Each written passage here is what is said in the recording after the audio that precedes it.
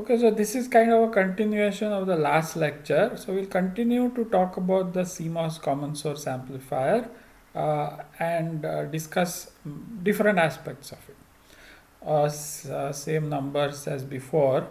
Only now we are going to look at mu n Cox and mu p Cox rather than mu n Cox W by L in this lecture. So we'll see.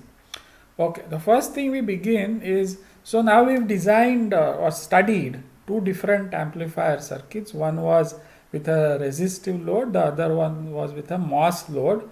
The one we studied was with a PMOS load, but as we discussed at the end, that same CMOS common source amplifier could be used with a driver as the PMOS and the load as the NMOS. Now let us think about how do we characterize an amplifier. So we're going to study a lot of amplifier circuits, and then we want to do a kind of characterization saying, well, what is good about this amplifier and what is not good about this amplifier. So we define a list of what are called as performance parameters for amplifiers. You've seen most of them, but so this is kind of a revision of what you have seen because we'll be using at least half of these.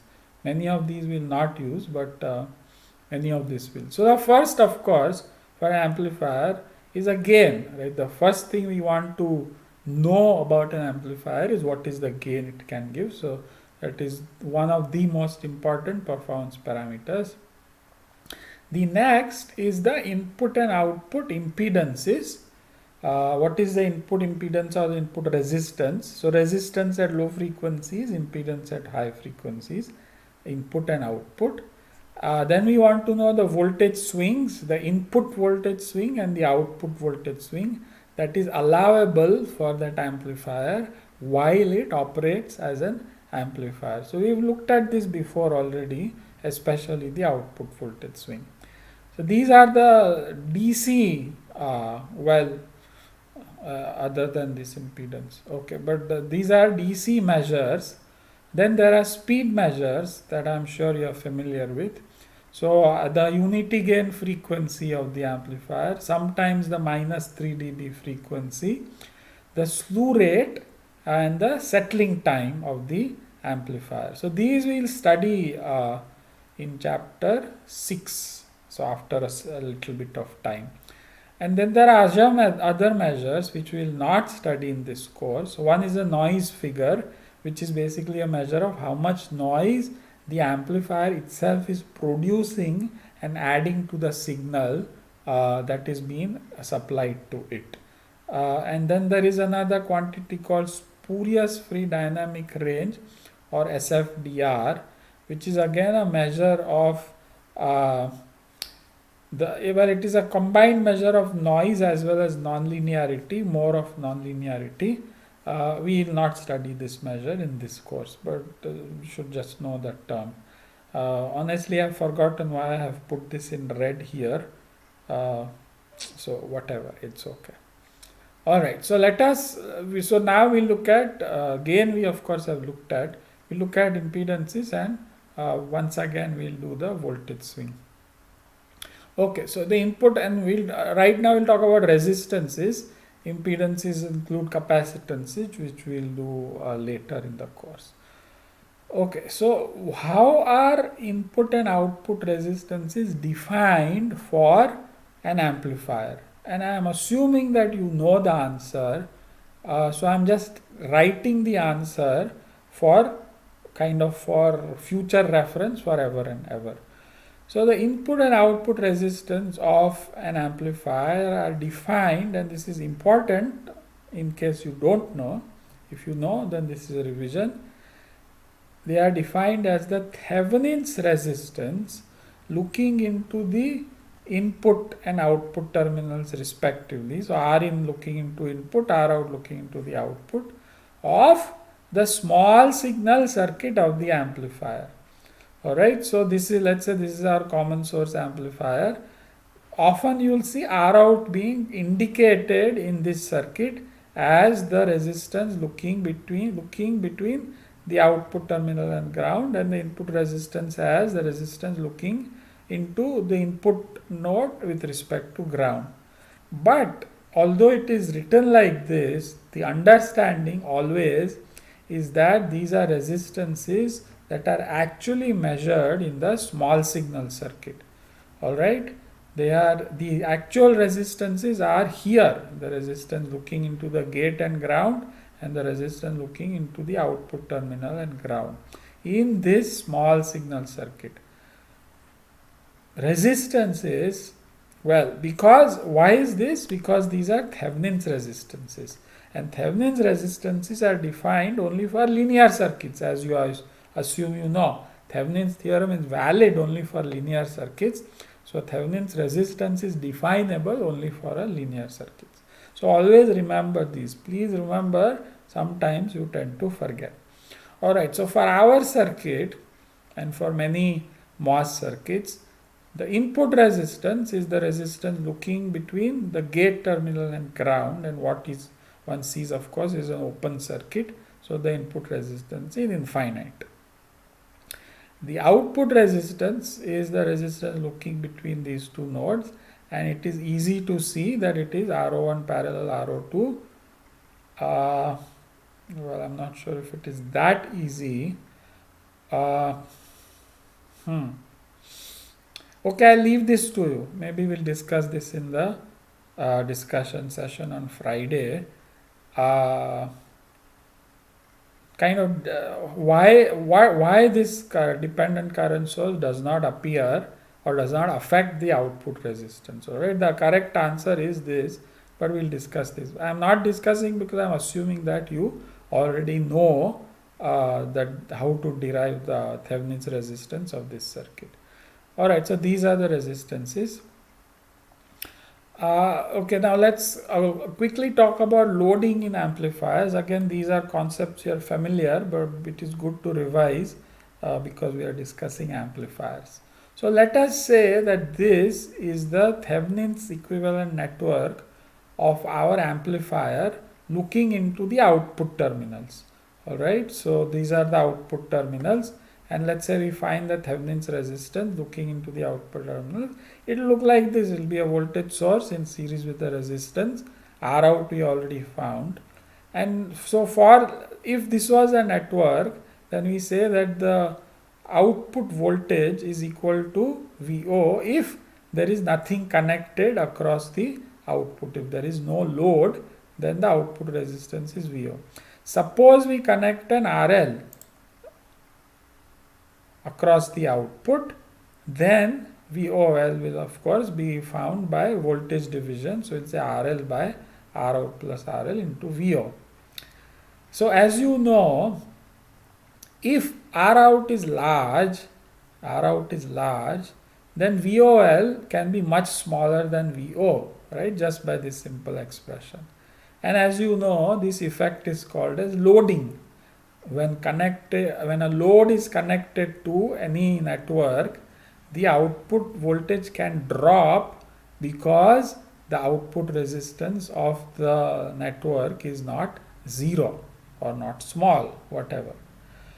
So given this, we know that therefore voltage amplifiers must have a small R out, as small as possible, so that the loading effect is minimum.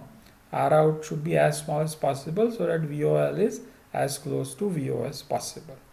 For the same reason, of course, R in must be as large as possible. Why? Because let's think about this itself. So let's say the RR amplifier is connected to another amplifier stage, as we'll do after some time. Then the input resistance of the next stage acts as a load to the output of the previous stage, and therefore we want, which is this, so RL could be the R in of the next stage, and we want R in to be as large as possible so that VOL is as close to VO as possible. You all know this, so this is just a revision. Alright, so for our CMOS amplifier, R out is R01 parallel R02, and we put numbers for the DC biases we had applied. So 0.05, 0.05, ID was 0.5 milliamps, and so this is 20 kilo ohms. 20 kilo ohms, just looking at it, it's not a small resistance, right? 20 kilo ohms is a reasonably high output resistance. So, and in fact, the R out of all CMOS the common source amplifiers are going to be large, because it is the large output resistance that makes the gain of the amplifier large. It is right, because we said the gain is GM into RO1 parallel RO2, and we made RO1 parallel RO2 large so that the gain is large. So in fact we replaced RD with RO2, which made R out larger, and that's how the gain became large. So it is an inherent property of CMOS common source amplifiers that their output resistances are going to be large. Alright, this is different from bipolar transistors. Bipolars, well, that's a different discussion, but bipolar transistors can be made to have small, bipolar transistor amplifiers can be designed to have small output resistances. CMOS amplifier circuits typically don't have small output resistances. Of course, somebody will ask about the source follower. So we'll come to the source follower later. Right now, let us accept and acknowledge that these, at least the common source amplifier, has a large output resistance. And yet, in the world today, a large number of amplifiers, especially integrated circuit amplifiers, are made with MOS transistors. They are not made with bipolar transistors. Because as I said, a large number of analog circuits are built on integrated circuits, and these are MOS integrated circuits, and therefore the amplifiers have to be MOS amplifiers. Alright, so how does it work then? How can one have a voltage amplifier with a high output resistance? So let's look at various ways that this has worked in practice. One reason the high output resistance is okay in MOS circuit is, so if we go back to this expression, what we want is actually that R out is much smaller than RL, right? It is actually a relative thing, not an absolute thing. So although 20 kilo ohms looks large, suppose RL was much larger, which is the input resistance of the next stage, is much larger than R out, then it doesn't matter how large R out is. And what is the input resistance of MOSFET circuits typically? It is infinite. And because it is infinite, suddenly R out does not look large, because now the R out is looking into an infinite input resistance, and therefore it doesn't matter whether this is 20 kilo ohms or 20 ohms or 2 mega ohms, because the R in is far larger than R out. So that is one of the reasons why the CMOS amplifier remains to be used as a good voltage amplifier.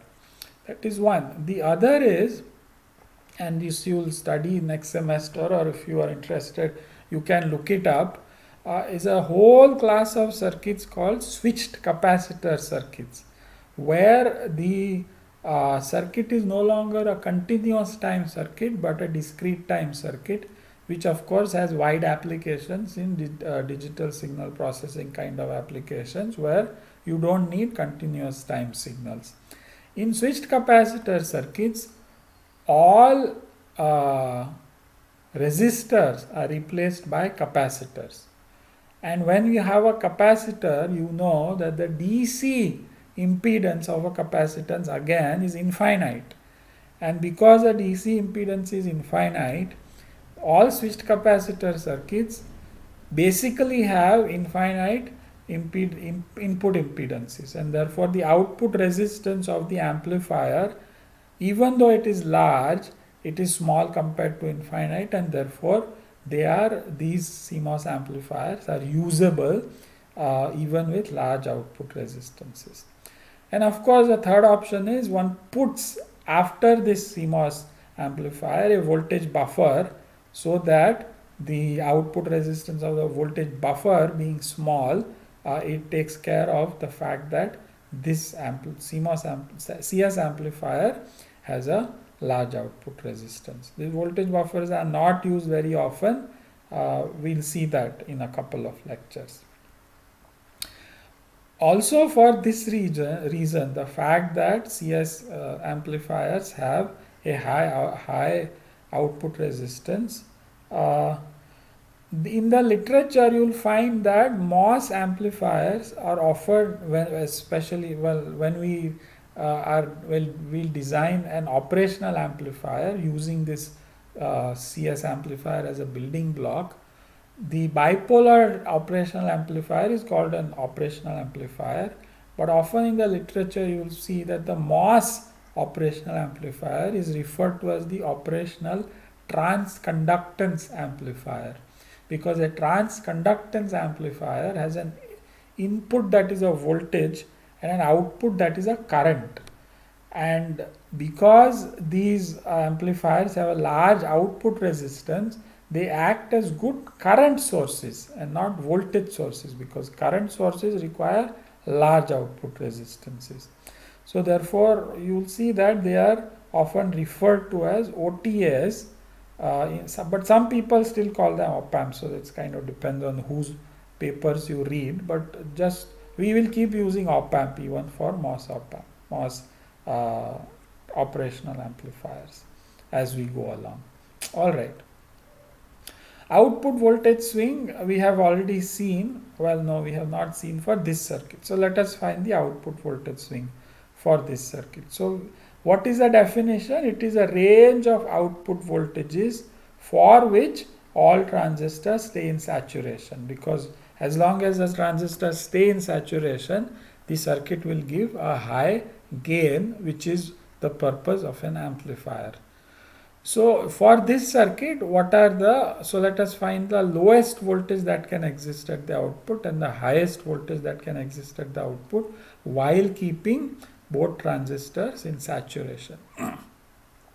So as VO goes lower, it is M1 that will go out of saturation.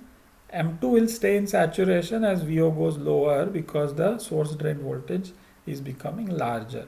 So the lower limit of VO is determined by M1, and so that is the overdrive voltage of M1 VGS minus VT. So VO min is the overdrive voltage of M1. VO max, the highest voltage this can go to, is of course determined by M2, and the highest is when M2 is at the edge of saturation, and this is the condition of a saturation for the PMOS. So I'm just writing this here. So it is VO max is VDD 3 volts minus the overdrive voltage of the PMOS. The overdrive voltage of the PMOS is VSG2 minus VTP, and so that is of course VOV2. So we write this as VDD minus VOV2. So that is the highest voltage. So the voltage swing then is the VO max minus the VO min. So that is VDD minus VOV1 minus VOV2. Alright, so this is the voltage swing one can get from this circuit. So clearly, the smaller the voltage, overdrive voltage, the larger is the voltage swing. So which is in a way good, because a smaller overdrive voltage also gives a larger voltage gain. So a high voltage gain and a high output swing kind of go together. One kind of leads to the other. Alright, now let us do a quick design of our amplifier. So instead of our being given the gate voltages and the widths, we are given the specifications and we have to design the gate voltages and widths. So we are asked to design this circuit for a gain greater than 100, an output voltage swing greater than 2.7 volts. So VDD is 3 volts. This is 2.7 volts. We are asked to design for a drain current of 0.25 milliamps. And there is an additional constraint that the sum of the widths of the two transistors must be less than 250 micrometers. We are given the length 0.5 micrometers. So design in this case means determining VG1, VG2, W1 and W2. Alright, generally design of MOSFET circuit means deciding the DC bias voltages of all transistors and the W's and L's of all transistors. Sometimes L is given. So in this case L is given. So we have to find only the W's. Alright. So okay. So let us go through this design. I'm saying you go through this design and so you pause this, you design this and then continue. Okay. It's a very, you have to learn to design. So it is good to start off now only, spend some time. It is a bit of a struggle. Design is much more difficult than analysis. But this course is about design. So let us get you started on designing. So pause, design, continue. Alright, so the way generally design of amplifier circuits begins is with the gain. Alright, it's a kind of rule of thumb. You start with the gain. Alright, so you write the gain expression and the gain specification is given and you derive various parameters from that. So we are given that the gain must be greater than a magnitude of 100. So let us make it 100. You can always make it larger also, but just for the heck of it, let's make it 100. And so that must equal 2 by VOV1 into lambda 1 plus lambda 2. Lambdas are given 0.05. So we can find VOV1 from here, though that is the only unknown. So I'm saying VOV1 must be less than or equal to 0.2 volts, right? Because if VOV1 is lesser than 0.2, the gain will be larger, and larger is okay. Nobody minds. So when you are given a specification that the gain must be greater than or equal to 100, if you design a circuit that has a gain of 120, nobody is going to complain. Alright, but it must be at least 100. So we say VOV1 must be less than or equal to 0.2 volts. Let us start, we don't know what value to use right now. So let us start with 0.2 and see what happens. So then next thing is we are given a swing specification. So we know the voltage swing expression. It is VDD minus VOV1 minus VOV2, which is 3 minus VOV1 we've already chosen and minus VOV2. So we can find VOV2 from here. So what we find is that VOV2, so this 3 minus 0.2 is 2.8, this is 2.7, and so VOV2 has to be less than or equal to 0.1 volt. Now we know that VOV can never be less than 0.1, so we say okay, we have to make VOV 0.1. So now we've got VOV1, VOV2, we are given ID 0.5 milliamps. So given VOV and ID, we can find the W because everything else. So this is the current expression. I've just rewritten it for W. So we can find the W's because everything else in the current expression is known. So W1 is L1, 2ID by mu and Cox, VOV1 the whole squared. So we put all the numbers and we find that W1 is 31.25 micrometers. And similarly, we can find W2. So that will be mu p Cox and VOV2, mu p Cox VOV2, and we find that W2 is 250 micrometers. But unfortunately, we were given a spec for W1 plus W2. And turns out the W1 plus W2 that we got is 281, which is larger than the limit we were given of 250. Alright, so something we have to change. So we think about it. We say, well, we chose some values of VOVs. ID was given, so we found the W's. Now the sum of the W's is too large, so we have to reduce the W. ID is given, so the only thing we can change are the VOVs. All right. So we have to change the VOVs. Now we recognize. So one thing we did was our VOV2, the PMOS VOV was smaller and the NMOS VOV was larger. This is important to think about and recognize that the because a mu p Cox is smaller than mu n Cox, if the VOV is also smaller, VOV of the PMOS is also smaller, then the width required of the PMOS will be much larger, because the transistors are carrying the same current. One transistor has a lower VOV and a lower mu Cox, therefore its width required will be much larger. So we find that here is the NMOS width is 31, the PMOS width is 250. So what we say is, well, we need to increase the VOV of the PMOS so that this width goes down. So we can do this systematically or mathematically. I am not doing it here. I am just saying, okay, we said VOV2 was 0.1, let us try 0.15. This kind of trial and error, not a very good way of doing it. It is better to do it kind of mathematical, but in any case. So we say let VOV2 be 0.15. Then from the output voltage swing expression, we'll get that VOV1 also has to be 0.15. So that comes from here. So VDD is 3, VOV2 is 0.15, and so this is 3 minus 0.15 is 2.85, and we are given that swing has to be 2.7, so VOV1 will also be 0.15. So both are 0.15, 0.15. Then we recalculate W1 and W2.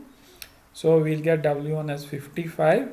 So W1 has increased from 30, how much was it? 31 to 55. W2 has reduced significantly from 250 to 111. So now the sum of the W's is 166, which is below 250, and so we are okay. Again, but we have to be thinking as we do this, right? So here what we did was we say, well, we'll increase VOV2, which will make VOV1 smaller, but how does that affect the voltage gain? Fortunately, the lower the VOV, the better for us. So it is okay to have reduced VOV1. We are already found, of course, that VOV2 has to be less than 0.2, so 0.15 is perfectly okay. So what will happen here is the voltage gain now will be larger than 100, which is okay. So the final designed values we get are that the gate voltage is VOV1 plus VT equal to 0.15 plus 0.4, so 0.45. The gate voltage of the PMOS is all this from the expression for VOV, and that is 3 minus 0.4 minus 0.5, so 2.55, and the widths. Alright, so that completes our design of values. But as I had said last couple of lectures ago, it is very, very important that once you design a circuit, you must verify that these values are correct.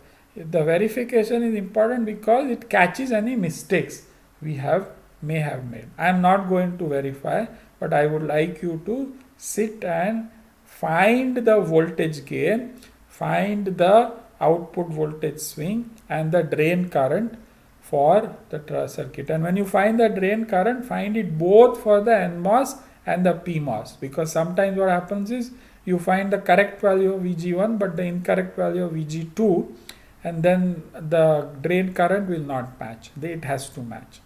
Alright, so please do this on your own. Alright, one last thing. So this is a plot of the common source amplifier, the transfer plot. So the x-axis is the input voltage. So we are varying the input voltage or the gate voltage of the input transistor, and we are plotting the output voltage, which is the drain voltage. So what we see, of course, is that this is a blue plot is a transfer characteristic. You may have seen this or something similar in your digital course.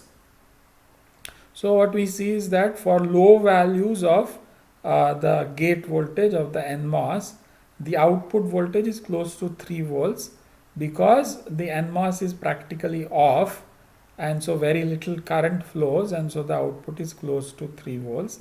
As the gate voltage of the NMOS is increased, the NMOS first goes into triode and then into saturation, and the PMOS is already on. So this is of course the region over which both the transistors are on and in saturation, and this is the region over which we can use the circuit as an amplifier. And for larger gate voltages, the voltage drops, the output voltage, and as the output voltage becomes smaller, the NMOS goes into triode. Alright, and when it goes into triode, the gain drops. Here the PMOS is in triode, and therefore the voltage gain is low. The red is the derivative of this blue, and the derivative dVo dV in is the voltage gain of this circuit. I have put a minus because the voltage gain is negative, so we get a plus voltage gain. So the voltage gain of this circuit is going to about 88 or something. This may not be the exact same parameters as the circuit we discussed, but anyway, the point I want to make is that you see this plot, the gain plot. So the gain is reaching a maximum around here, all right, and then the gain is actually not constant over the region over which both the transistors are in saturation. The gain is not constant, and this is a property of all CMOS circuits except when the channel length is very long. If the channel length is very long, then our expression 1 over VOV, actually no, even then it is not, right? Yeah, so no, independent of the channel length, the gain will drop as the input voltage increases. Why? Because as the input gate voltage increases, the overdrive is increasing, and as the overdrive increases, the gain decreases. So although the transistors are in saturation, this is the operating range of the amplifier, but the gain of the amplifier is not constant over that operating range. All right, I'm just pointing this out.